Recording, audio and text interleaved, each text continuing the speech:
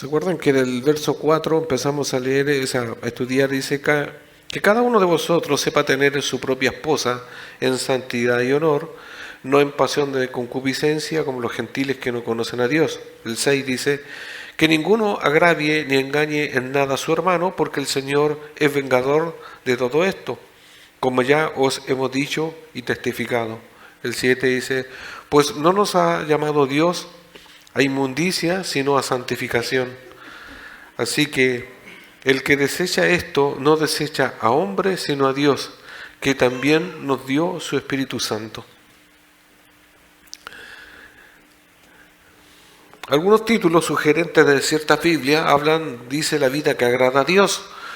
Y en esto, hermanos, hemos ido viendo cómo el creyente, en este caso primeramente el creyente de Tesalónica o los tesalonicenses, tenían que dominar su cuerpo.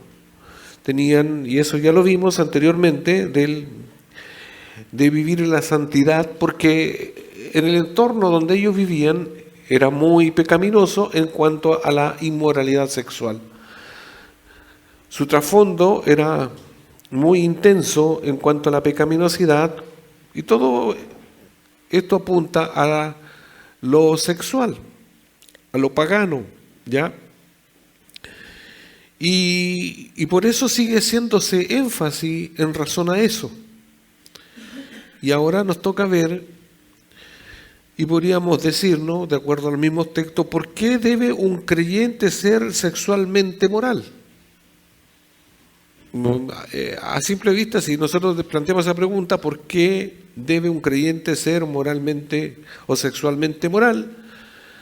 Podríamos traducirlo a que si Dios es santo, el pueblo también es santo, el creyente es santo. O sea, ya deducimos que cada creyente debe ser puro, como Dios es puro, santo, etc. Entonces, si nosotros decimos representar a un Dios santo, en la conducta moral sexual tiene que ser de la misma condición. No así como los dioses paganos que habían en ese entonces en Tesalónica y en otras ciudades como Corintio y otras ciudades de aquel entonces a los cuales envían las cartas. Por lo mismo, marca una diferencia. Es lo mismo o parecido cuando en Éxodo se da la ley. ¿Se acuerdan? En Éxodo 20 se da la ley y Dios empieza a decir y a dar los mandamientos. Y cuando hace énfasis que dice que solamente a un Dios, solo a uno adorarás. Uno. ¿Y por qué hace énfasis en uno? Porque todos los otros pueblos alrededor de Israel tenían muchos. Entonces para ellos el que sea uno era chocante. Y por eso hay un énfasis, ¿ya? En razón de entender que para el pueblo israelita, y el israelita de hoy todavía sigue pensando que es uno, para nosotros en este tiempo comprendemos que Dios ya en tres personas, pero sigue siendo uno, ¿ya? Pero ¿cuál es el punto? En esto mismo, en la civilización, en entonces, ¿cierto?, en Tesalónica, el énfasis era esto, recalcar la pureza, a quienes ellos representaban que era este Dios santo. Eso mismo, si lo traemos a este tiempo, nosotros tenemos que seguir representando al mismo Dios. No podemos dibujar la figura de nuestro Dios que es santo. Nosotros podemos hablar del Dios que es amor, que es misericordioso, sí, podemos exaltar una cantidad de atributos de parte de Dios. Pero en esto de la pureza y de la santidad también, sobre todo en esta sociedad, donde a lo malo le llaman bueno y a lo bueno le llaman malo, donde todo está distorsionado, donde no hay solamente un sexo, hay género, le llaman, y etcétera, y se desvirtúa todo esto. Usan la palabra amor, que es un amor sensual solamente, ¿cierto? Es un amor carnal, no el de la Biblia, para decir que, dentro de ese contexto del amor se pueden amar todos como revueltos todos con todo y como cada uno sienta, y así no es la cosa. Entonces en eso la iglesia, nosotros en este tiempo no podemos hacer concesiones, no podemos, por decir, doblar el brazo, la mano o como queramos decirlo, ya, para volvernos nosotros a este tiempo. No, si no nos comprenden, si nos tachan como sea, es porque Dios sigue siendo el mismo el de ayer, de hoy y de siempre, santo. Y en eso Dios nos va a variar. Y nosotros como iglesia debemos identificarnos con eso. Entonces, ¿por qué debe un creyente ser sexualmente moral? Es porque Dios, y este punto del 6b es importante, por la venganza de Dios. Cuando yo lo leía, cuando yo estudiaba este trozo, por la venganza de Dios, como un subtítulo que vamos a ver hoy, es porque Dios es vengador. Es porque Dios hace juicio cuando uno de nosotros llega a sobrepasar los mandatos de la santidad, ¿ya? Cuando alguien no toma en poco esto de la santidad en cuanto al matrimonio o las relaciones sexuales. Dios es vengador. Dios mismo es el que se encarga de castigar. ¿Ya? La iglesia puede ejercer una cierta disciplina para ordenar la iglesia, ¿cierto? Pero Dios se antepone a eso y Dios también ejerce su disciplina. Voy a leer la versión NTV del verso 6 de hoy. Dice, la Reina Valera dice, el que vamos a ver hoy, que ninguno agravie ni engañe en nada a su hermano. Eso lo vimos anteriormente el domingo pasado, ¿ya? Vimos que cada uno, y esto tiene la connotación sexual, que nadie abuse, la palabra hablaba, ¿se acuerdan? Si era que nadie abuse de alguien dentro de un contexto de una iglesia. Eso es lo que está diciendo Pablo. Eso lo vimos la semana pasada. Que nadie se aproveche. Puede ser por inocencia, puede ser porque alguien desea tener una relación con alguien y alguien se toma de esa debilidad y por decir con conocimiento y causa viene y se aproveche de una hermana o de un hermano o de un pequeño, un abuso sexual en todo orden de cosas. Eso es muy grave. Y el Señor obviamente va a ser severo con aquel que se atreva a hacer ese tipo de cosas. Y pasado eso, ahora nos toca ver, porque dice, aquí está el por qué. Porque el Señor es vengador de todo esto. ¿Ya? El Señor, ¿por qué alguien no debiese abusar de otro? Porque Dios es vengador. O sea, si alguien de nosotros en un momento de lo que sea o que se le pase por su mente, ya, y diga, no, hay alguien, una hermanita que no sé, que parece que se va a divorciar y alguien como digo yo en mis términos, se le haga lindo y que esto, que lo otro, y que esto para los dos lados puede ser, hermano o hermana, ¿cierto? Y si quiere aprovechar de una circunstancia para ganar ventaja en lo sexual y cometa una inmoralidad sexual, va a tener una paga de parte de Dios, un castigo severo de parte de Dios. Y eso lo dice la Biblia porque Dios se venga del que en su momento de debilidad fue abusado de alguien. Aunque la versión NTV dice, difiere un poco, pero lo explico. Nunca hagan daño ni engañen a otro creyente en este asunto. ¿Cuál es el asunto? De la inmoralidad sexual. Teniendo relaciones sexuales con su esposa. Pero ya vimos que aquí no aplica necesariamente la palabra esposa, porque en la anterior, cuando dice cada uno gobierna a su esposa, se estaba refiriendo al cuerpo. Entonces aquí también tiene que ver con el cuerpo. Entonces, porque el pasaje no está hablando del matrimonio necesariamente. Acuérdense que puede haber una variante y por eso lo explicamos. Entonces, teniendo relaciones sexuales con alguien o hablando de su cuerpo. Porque el Señor toma venganza de todos estos o de esos pecados, como ya les hemos advertido.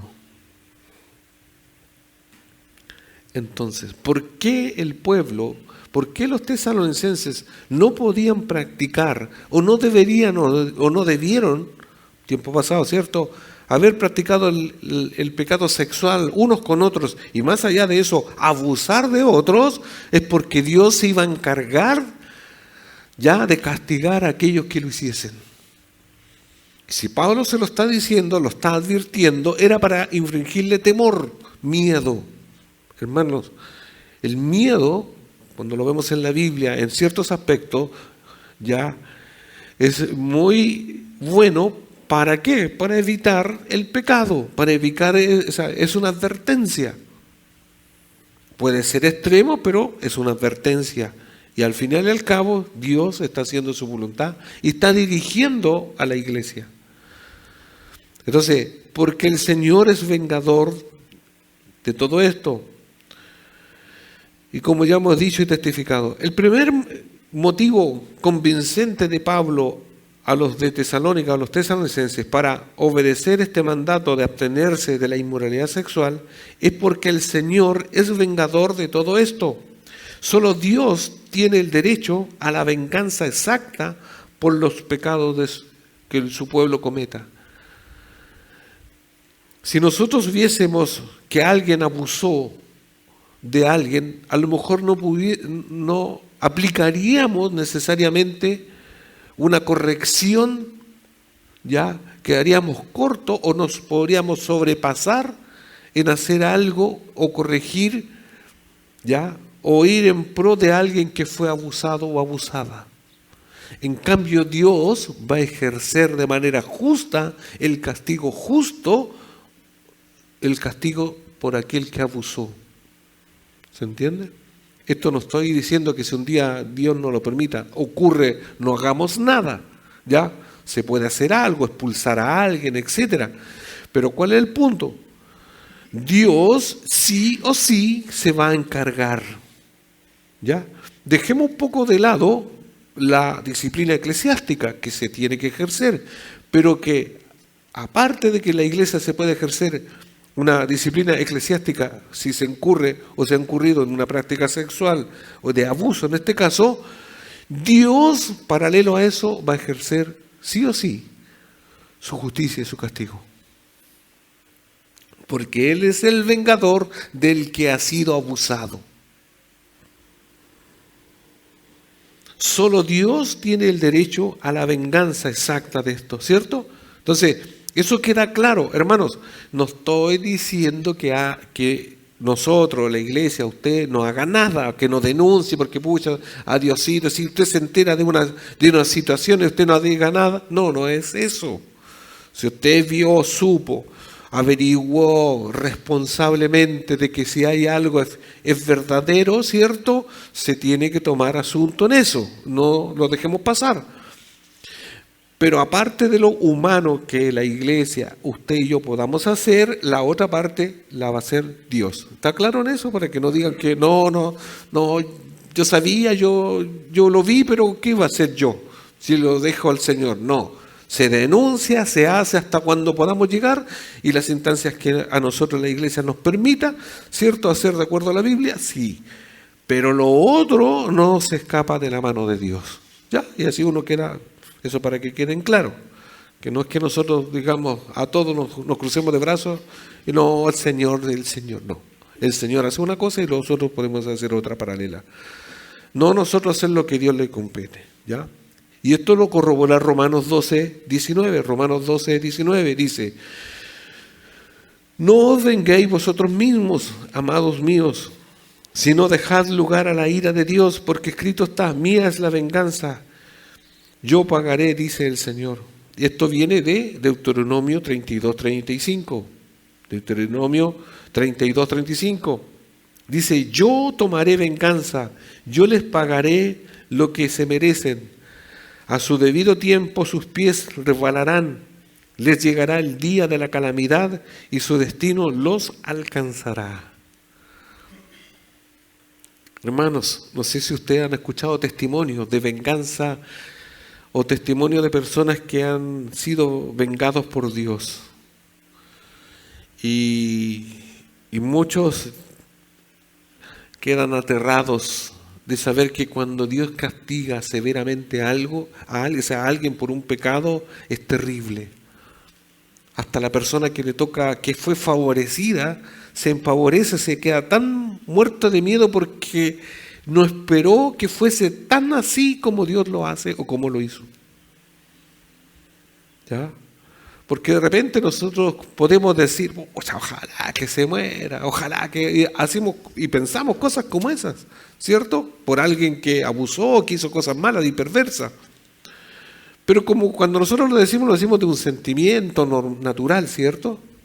Pero Dios se encarga de hacer las cosas tan en su justicia y santidad, que aún esa muerte que a lo mejor por un momento lo pensamos y lo deseamos, nos parece que fue un exceso.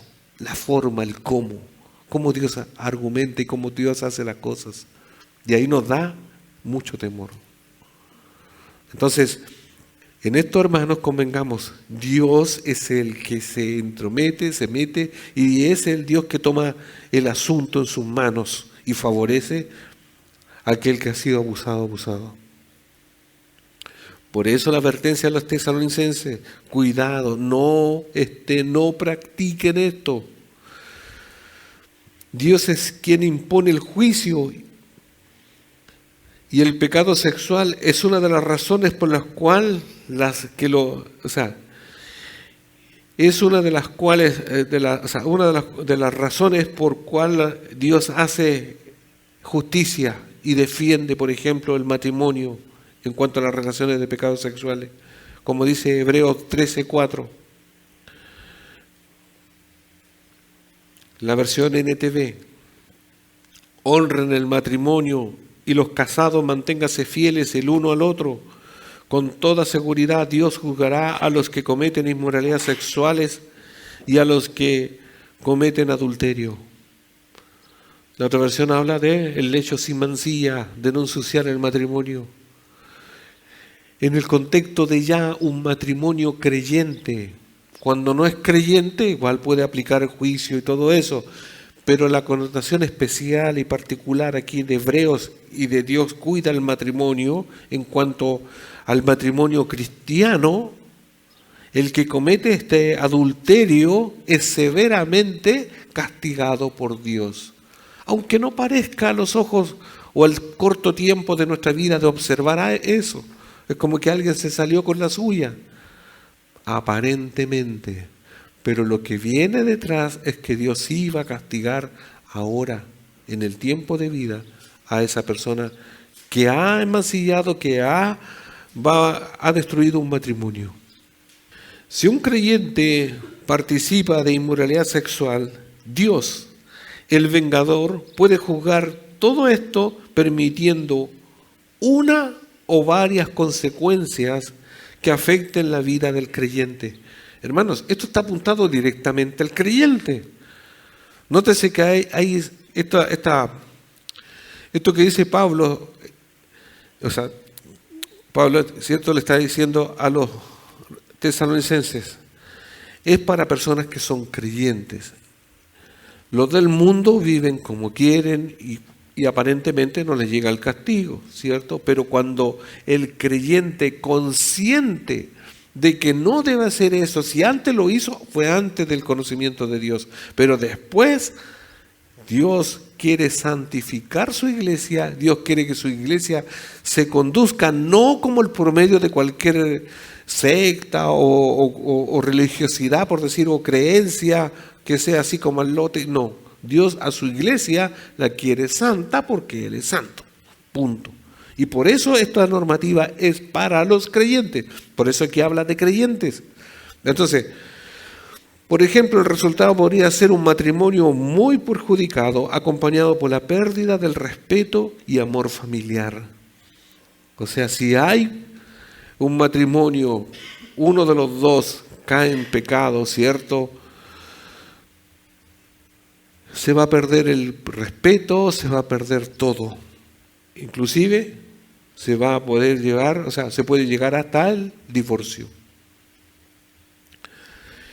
Dios puede castigar a la persona permitiendo que sufra una enfermedad venérea o una aflicción física, o el pecado puede resultar en ausencia de bendición o en una presencia de pruebas y tribulaciones por encima del promedio, incluso en una muerte prematura. Yo creo que todos han escuchado y han visto personas que pensemos que fueron cristianos y que cometieron inmoralidad, ¿cierto?, y después le llega como la racha de la mala, así, pero en todo. Inclusive se mueren. ¿Por qué? Porque Dios se encarga de castigar. Hermanos, esto es serio. Si esta misma exhortación le produjo miedo a los de Tesalónica, a nosotros igual. Si bien nosotros podemos pensar en este tiempo, no, yo creo que nunca lo haría, no lo voy a hacer, ya bueno, pongamos en ese caso hipotético. Pero si sabemos de alguien que puede llegar a hacerlo o lo está haciendo, tenemos que advertirle, porque es algo serio. No estamos, y tampoco dice el texto que esa persona puede perder su salvación, pero el juicio, el castigo va a ser severo, porque Dios no puede ser burlado. Primero los Corintios 10:8 dice, y no debemos cometer inmoralidad sexual como hicieron algunos de ellos, lo cual causó la muerte de 23,000 personas en un solo día. Esto tiene un paralelo en el libro de Números 25 del 1 al 18, no lo vamos a leer, aunque en Números 25 del 1 al 18, cuando el pueblo de Israel pecó, hay una diferencia en número, ahí dice 26,000, no es que haya un error, hay una diferencia de contar. Pero ¿cuál es el punto? Ahí el pueblo de Israel fue y fornicó con las mujeres de los pueblos paganos. Y para Dios para el pueblo de Israel estaba completamente prohibido eso. Número 25 del 1 al 18. Entonces, imagínense, por fornicar con otro pueblo, Dios lo tomó tan en serio que mató 23,000. No lo pasó por alto. Siempre la Biblia tiene esos ejemplos que son así como... Ya, como cuando se burlaron del Espíritu Santo por vender una heredad, ¿cierto? En el libro de Hechos fueron consumidos al tiro. Cuando ofrecieron los fuego extraño también fueron matados al tiro por parte de Dios. Que Dios no lo haga ahora con nosotros de la misma forma es por su gran misericordia. Pero lo puede hacer con alguien. Con seguridad el pecado sexual de un creyente dará como, el pecado sexual de algún grado, con toda seguridad, el pecado de alguien que se dice ser creyente como resultado hará que merme o pierda, ¿cierto?, recompensas eternas. Aquel que practique estos pecados sexuales de connotación sexual, ¿cierto?, y llamándose creyente, lo más probable, de acuerdo a ciertos textos como Segunda de Juan 8, hablando de las recompensas eternas, se perderán algunas. Dice, Segunda de Juan 8, mirad por vosotros mismos para que no perdáis el fruto de vuestro trabajo, sino que recibáis galardón completo. Hermanos, Dios ha preparado obras. Es como alguien, hizo muchas buenas obras en la iglesia, sirvió aquí, en lo otro, pero cayó en inmoralidad sexual. Esas recompensas eternas se pierden. No habla aquí de 25 o de la cantidad, pero lo más probable es que pierdan. Tampoco puedo explicarle más allá de que yo digo, ¿y cuáles van a ser? ¿Cómo? Pero va a haber una recompensa. Y si analizamos y vemos cómo Dios es de creativo y bueno, cualquier recompensa que nos dé en el cielo, más allá de estar en el cielo mismo, creo que siempre va a ser mejor a no tenerlas. Pero si imagínense usted o nosotros hubiésemos acumulado una cantidad y después y pensar y ver que las vamos a perder.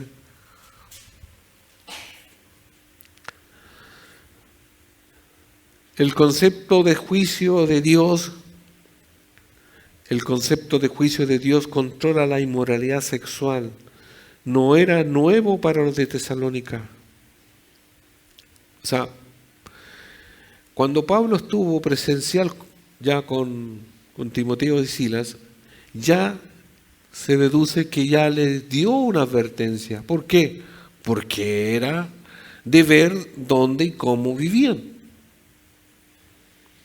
Por eso el libro de Hechos 20:27 dice: porque no me eché para atrás a la hora de declarar todo lo que Dios quiere que sepan ustedes. En el corto tiempo, Pablo le dio todo el consejo de parte de Dios, no solamente algunas cosas. Y para nosotros que escuchamos hoy, tampoco podríamos decir que es algo nuevo con respecto al juicio y la condena a los que practican el pecado sexual. Es una advertencia seria, porque si va a haber castigo, porque sí va a haber castigo de parte de Dios. Por eso, hermanos, es serio esto. Si alguien cree que se va a burlar de Dios, es un engaño. Entonces, eso de que sucede a veces, que muchas veces las iglesias se lo achacan o se lo cargan a los jóvenes, que los jóvenes aquí que andan acá y que se esconden y mantienen relaciones sexuales, se supone que se ponen de novio, sí, pero también los adultos pueden llegar a lo mismo. Y no tan solo podríamos estigmatizar a jóvenes o que los solteros, también puede ser entre los casados, ¿ya? Que un casado engañe a su esposa o su esposa. Y eso se ve y se ha visto mucho, ¿ya? Segunda razón, ya vimos la primera, ¿cierto? Ahora vamos a ver la segunda. Entonces, porque Dios es vengador, por eso los tesalonicenses y nosotros no debiésemos jamás cometer pecado de inmoralidad sexual. La segunda razón por la cual los tesalonicenses y todos los creyentes deben abstenerse de la inmoralidad sexual es porque es el propósito de Dios, porque es su voluntad. O sea, el deseo de Dios es que no lo cometamos. Eso ya, por decir, debiese ser lo suficiente para nosotros. Pero alguien podría decir, pero ¿y por qué? ¿Han escuchado eso? Pero ¿por qué? Como los chicos cuando los niños preguntan, ¿y por qué? ¿Pero por qué? ¿Pero por qué? ¿Pero por qué? Bueno, si nosotros somos inmaduros le vamos a preguntar a Dios, pero ¿y por qué si usted me hizo con un deseo de que yo me sienta atraído por el sexo opuesto? Bueno, Dios sí nos hizo así.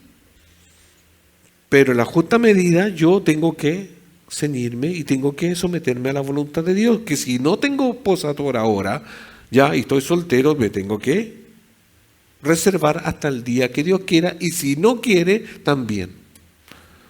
Y que si no, yo digo, pucha, o alguien dice, es que ya con la esposa que tengo, o el esposo que tengo, que no sirve para nada, que esto, lo otro, usted está casado y de ahí no puede salirse del pacto que ya usted hizo con su cónyuge. ¿Se entiende? Entonces, no podemos buscarle una explicación. No es que ya se venció el matrimonio, no es como hoy. No es como alguien que hoy se casan, prueban unos meses, prueban años, se casan, se divorcian y así viven la vida. No es así. Entonces, ¿por qué esto? Porque es la voluntad de Dios. Verso 7. Pues no nos ha llamado Dios a inmundicia, sino a santificación. Esa es la voluntad de Dios.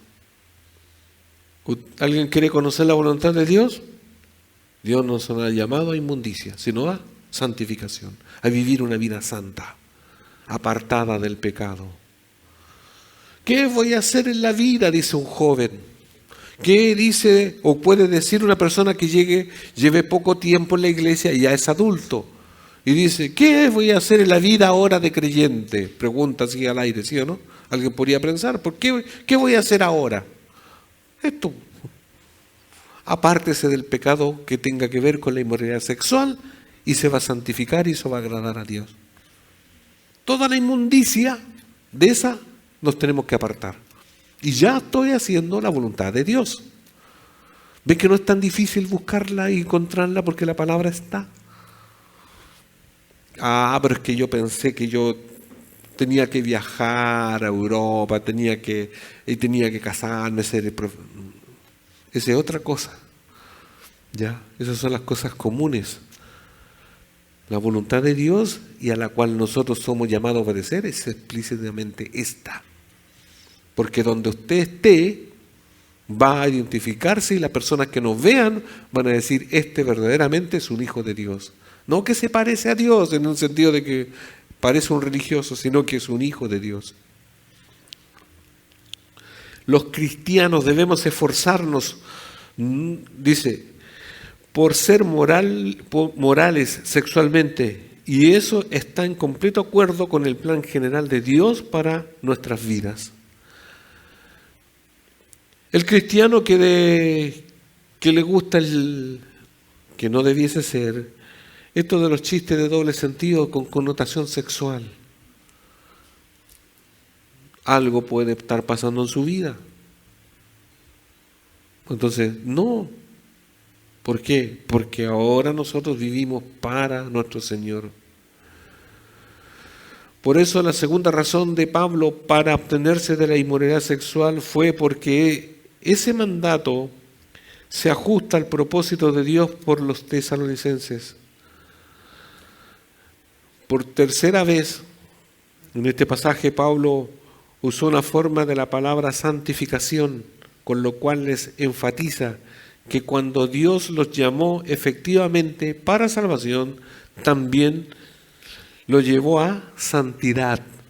Si Dios llegó a los tesalonicenses para que fuesen salvos, también fueron apartados para santificación o fueron santificados.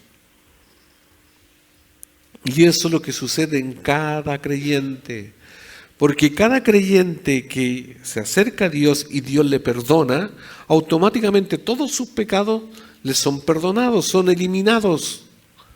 Y al no tener un creyente pecados, estamos hablando en el inicio, ¿cierto?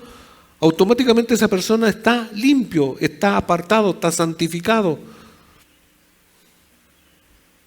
O sea, su cuenta quedó en cero. No le debe nada a Dios. Por lo mismo esa cuenta debiésemos mantenerla siempre de la misma manera, limpio, sin pecado. Por nuestra debilidad y por las razones que todos vemos, ¿cierto? Volvemos y le aplicamos un poquito a la cuenta y así, y ese, pero en técnico yo estoy solamente graficando cómo puede suceder. Pero ¿cuál es el punto? Dios ya nos santificó. Ese pecado que era imposible para ti, Dios ya lo hizo, ya te transformó, ya hizo lo que por sí solo nosotros no podíamos porque estábamos muertos.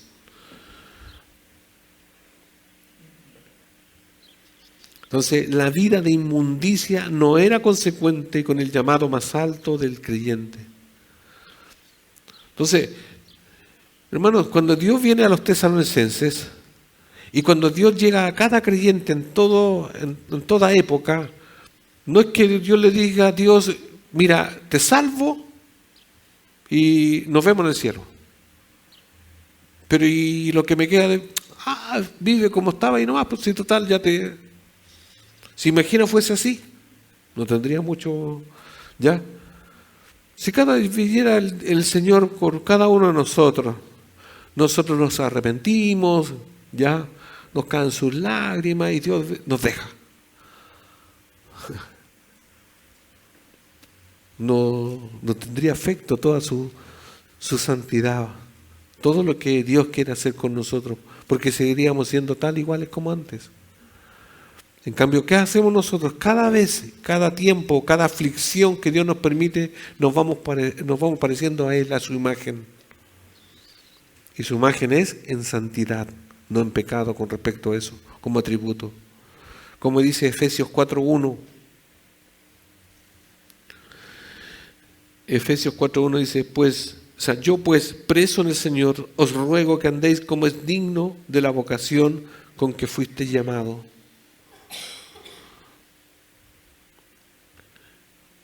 Os ruego que andéis como es digno de la vocación, o sea, ¿quién te llamó o como quien tienes que andar como quien es el que te llamó a ti? Si el que te llamó es santo, tú tienes que andar como ese que es santo. Como aquel que te perdonó los pecados, así de limpio tienes que andar tú también. ¿Se entiende? En toda orden de cosas.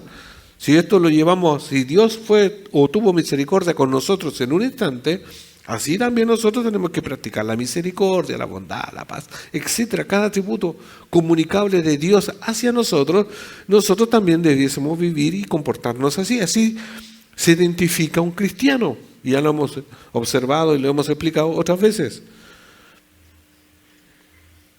Porque eso es la voluntad de Dios.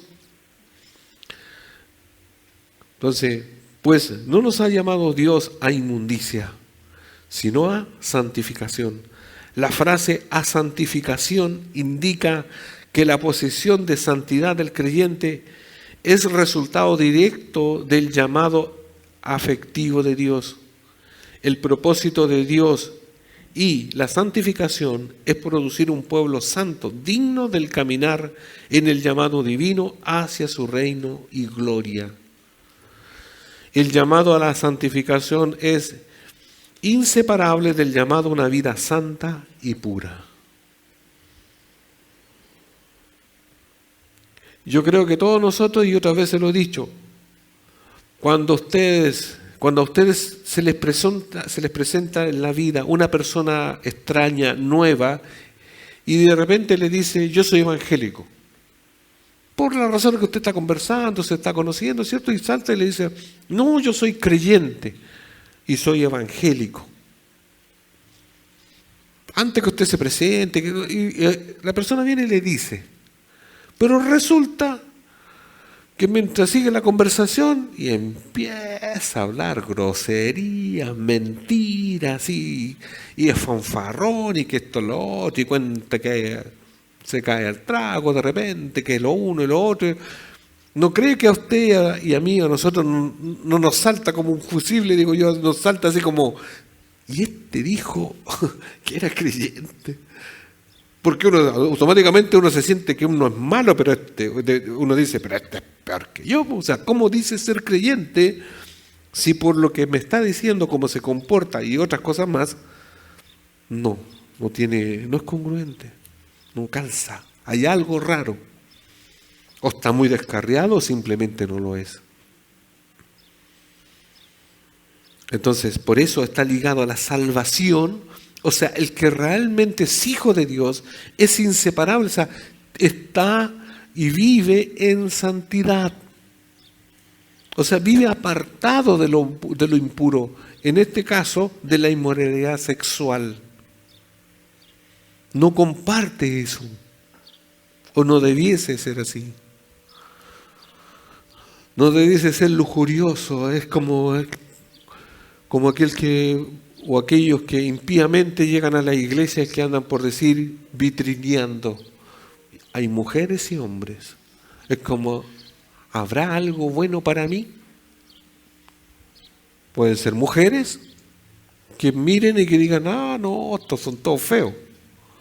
O viceversa, aquí son todas feas.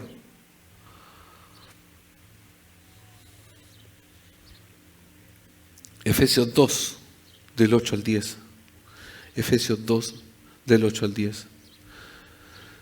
Dice, porque por gracia sois salvos por medio de la fe, y esto no de vosotros, pues es don de Dios. No por obras, para que nadie se gloríe, porque somos hechura suya, creados en Cristo Jesús para buenas obras, las cuales Dios preparó de antemano para que anduviésemos en ellas. El verso 10 dice, porque somos hechura suya. Cuando Dios nos salva, su hechura de Él, fuimos hechos de lo mismo de su esencia, santos. Por eso es comunicable como un atributo. La intención de Pablo era procurar presentar a la iglesia de Tesalónica y la iglesia de todas partes como una novia sin mancha, ni arruga, ni cosa semejante, apartada y pura ante Dios. Por lo tanto, el pecado sexual no es consecuente en absoluto con el propósito presente y futuro de Dios para los creyentes. Efesios 5:27, versión NTV dice, lo hizo para presentársela a sí mismo como una iglesia gloriosa, sin mancha ni arruga, ni ningún otro defecto. Será en cambio santa e intachable. La iglesia somos cada uno de nosotros. Mire cómo se refiere aquí. Será santa e intachable. Ese es el ideal de Dios, ese es el estándar de Dios.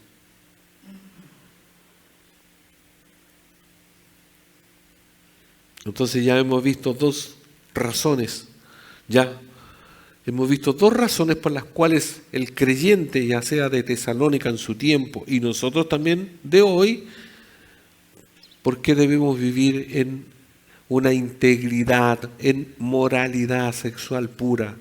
Es porque si no Dios va a ejercer su castigo severo, es porque también Dios nos ha llevado dentro de su voluntad a la santificación. Y la tercera razón es por su Espíritu, o por su Espíritu Santo. Verso 8. Así que el que desecha esto no desecha a hombre, sino a Dios, que también nos dio su Espíritu Santo. La tercera razón por la cual debemos abstenernos de la inmoralidad sexual es porque Dios puso su Espíritu en nosotros. ¿Se entiende? El peso que tiene esto de vivir en santidad. En palabras a veces un poco simple, pero difícil de entender, es que Dios vino a morar en el creyente. Cuando estudiamos el Espíritu Santo y la particularidad que tiene en el nuevo pacto es que el Espíritu Santo vino a morar y viene a morar en cada creyente y lo identifica como suyo. Es la tercera persona de la Trinidad viviendo en cada uno de nosotros.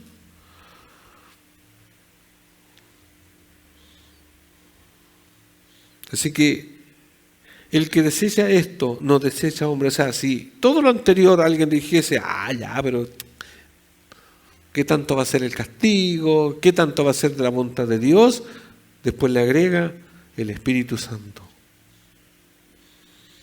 La última razón para que los cristianos de Tesalónica obedezcan la instrucción de Pablo es que su desobediencia significaría desechar el Espíritu Santo de Dios. Un creyente que deseche, comillas, anule, vacíe, cancele, reconsidere, desprecie, el mandamiento de abstenerse de la inmoralidad sexual, no desecha a hombre, sino a Dios, que también nos dio el Espíritu Santo. Entonces, si los tesalonicenses desobedecían las palabras de Pablo, no solo desechaban a él, o a los ancianos de la iglesia, o a alguna facción de la iglesia, también estaban desechando el Espíritu Santo de Dios. Hermanos, si nos damos cuenta nosotros, alguien que comete inmoralidad sexual o cae en un pecado sexual, ¿podría tener algún argumento delante de Dios para decir, no, fue como que quería excusarse, no fue mi culpa? Si ya tenía un mandato de Dios, y en este caso, en el 3, Dios ya le había dicho, Dios puso su Espíritu para que el Espíritu Santo nos controle. El tema sería que el creyente o uno de nosotros en un momento no nos dejamos controlar por el Espíritu Santo que habita en nosotros. ¿Qué dice Gálatas? Que no tenemos que satisfacer las obras de la carne, sino vivir ¿en qué? Vivir en el Espíritu. Ser sujetados nosotros por el Espíritu. ¿Y cómo es ese Espíritu? Ese Espíritu que está aquí también, que declaró esta palabra, que inspiró esta palabra. Entonces, yo leo la palabra de Dios, su Espíritu me la recuerda que no debo cometer y así yo no debiese caer en pecado. El tema está, y convengamos lo siguiente, que en un momento de debilidad cada uno de nosotros se resiste al Espíritu Santo, a esa como vocecita que podemos decir no lo hagas, no lo hagas, no lo hagas, y como que lo queremos apagar y lo podemos hacer y podemos caer en un pecado y ahí estamos directo delante de Dios después. afrontando o poder afrontar un juicio de parte de Dios, un castigo severo. Entonces, si los de Tesalónica desobedecían las palabras de Pablo, ¿cierto? Ellos estaban en un problema. La norma para la moralidad sexual es de Dios y Él da a los creyentes el Espíritu Santo para permitir vivir de acuerdo con esa norma. O sea, tenemos ventaja tras ventaja, advertencia tras advertencia. Hermanos, si la iglesia, por eso el énfasis que tenemos o que le damos nosotros de leer la Biblia, de leer la Biblia, de leer la Biblia, de enseñar la Biblia.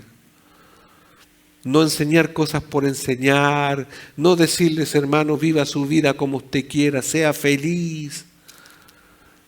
Porque Dios es amor y usted tiene que amarse, y que si no está bien con su esposa, búsquese otro y viva cada cual como quiera, total.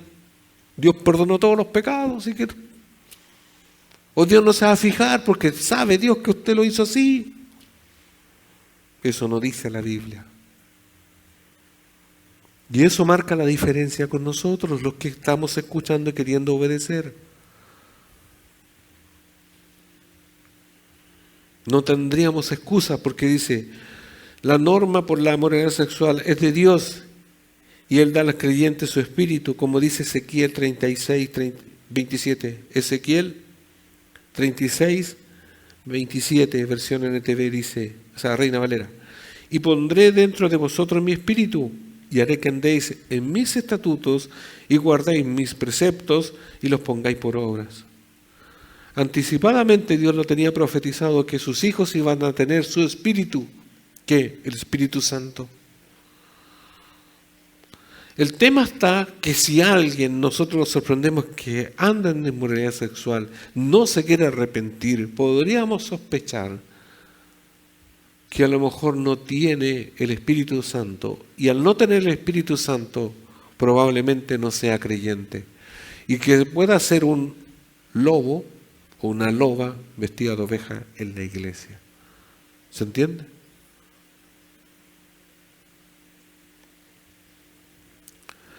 Romanos 8:9, mas vosotros no vivís según la carne, sino según el Espíritu.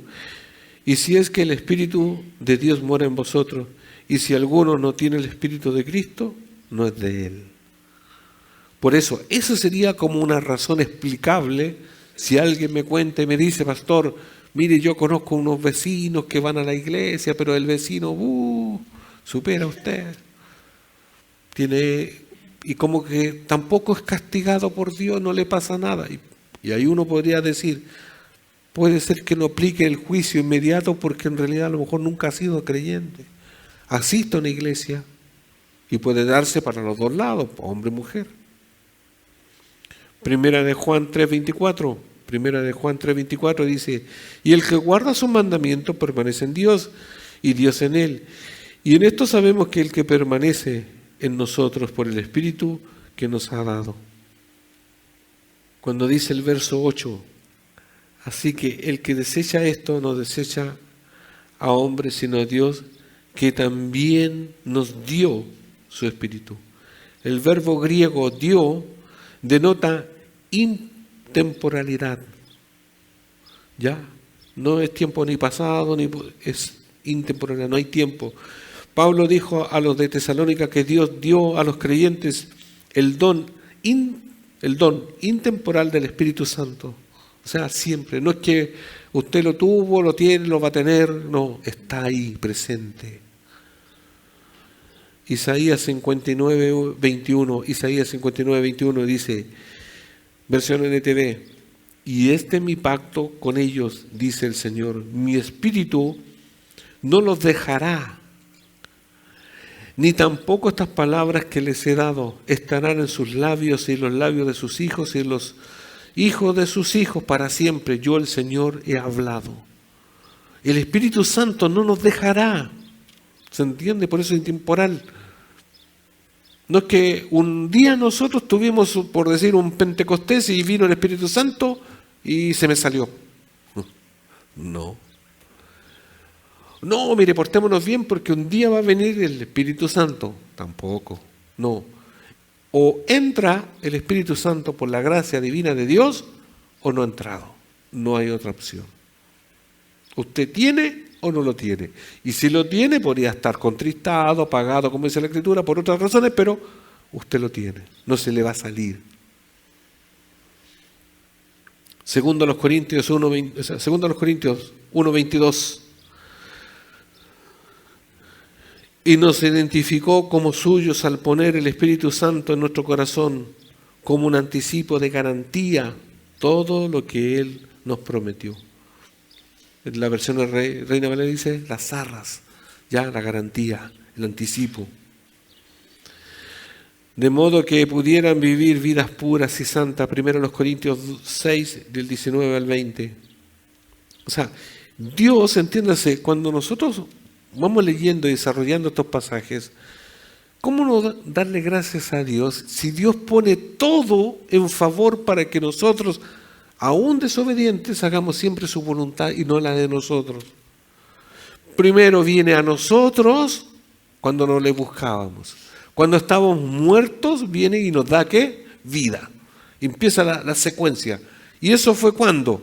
¿Un día antes de que yo diga, Señor, quiero que tú me salves? ¿O en la eternidad? En su eternidad. Pensó en nosotros. Y vino a mí, o vino en usted, ¿cierto? Y en ese momento usted le limpió. ¿Y qué hace el Señor? Lo limpia todos sus pecados, pone su espíritu y empieza a poner su palabra cuando usted y yo la empezamos a leer y a estudiar.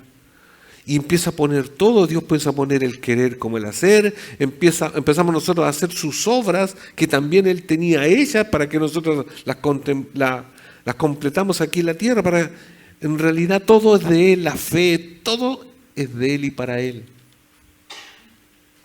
Entonces, no podemos tener excusas.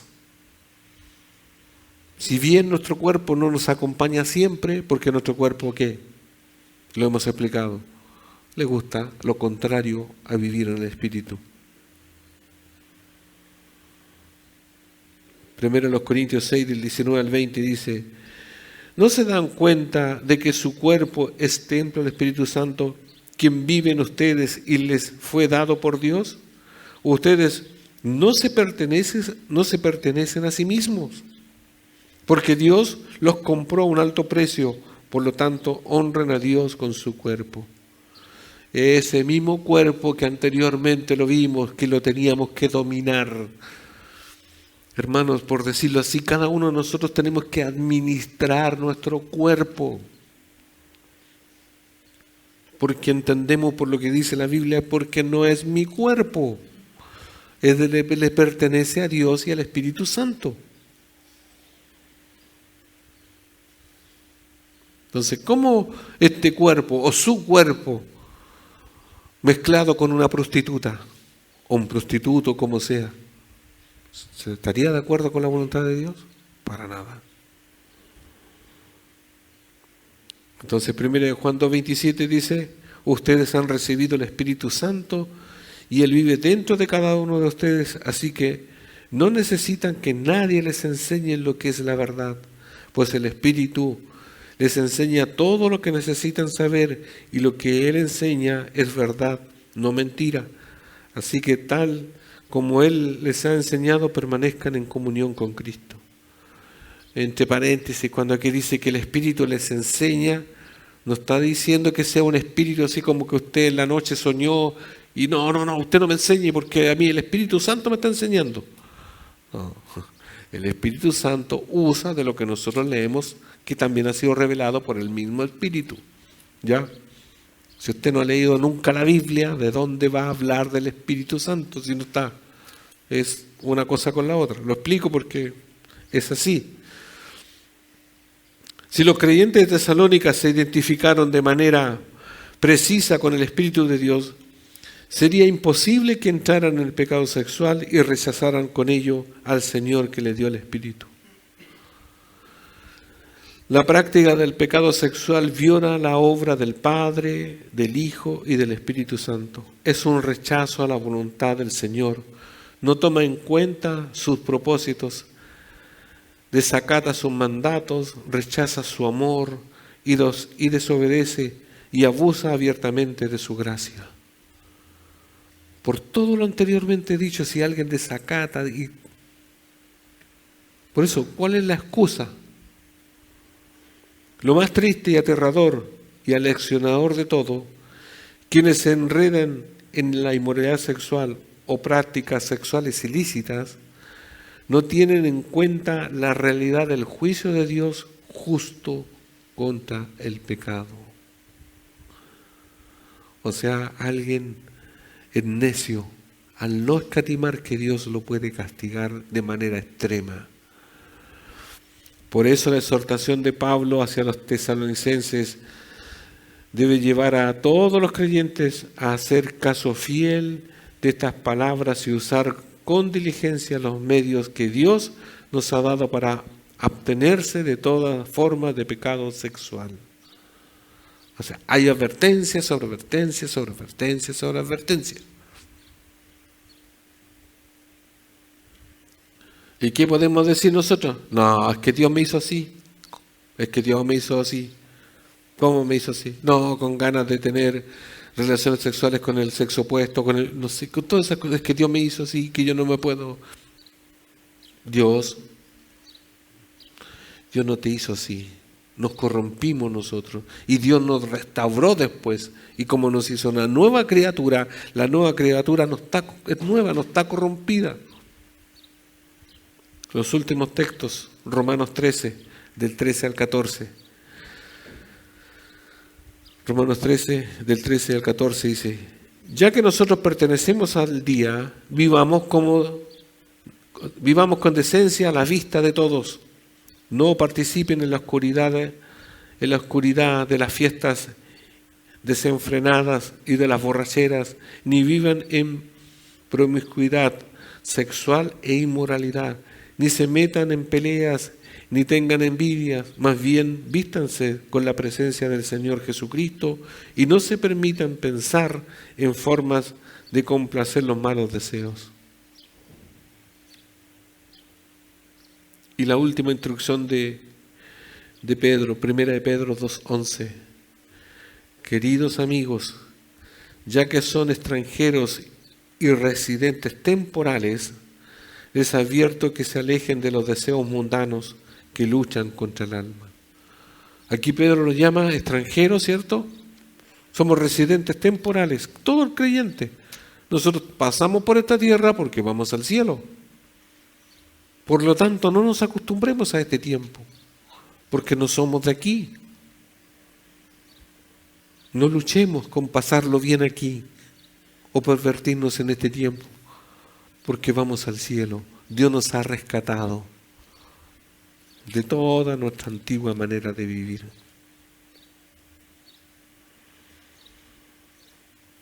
Entonces, hermanos, para los tesalonicenses primeramente fueron advertidos una vez tras vez, no vayan en pos de la inmoralidad sexual, no cometan adulterio, no cometan aberraciones inmorales, no abusen de los débiles en la fe. Todas esas advertencias es para que la iglesia sea santa. No, es que yo no puedo mantenerme solo, yo necesito un alguien. Si no es casado, si no es de la manera legítima, no puede ser. Porque Dios es el que va a castigar y puede perder recompensas eternas.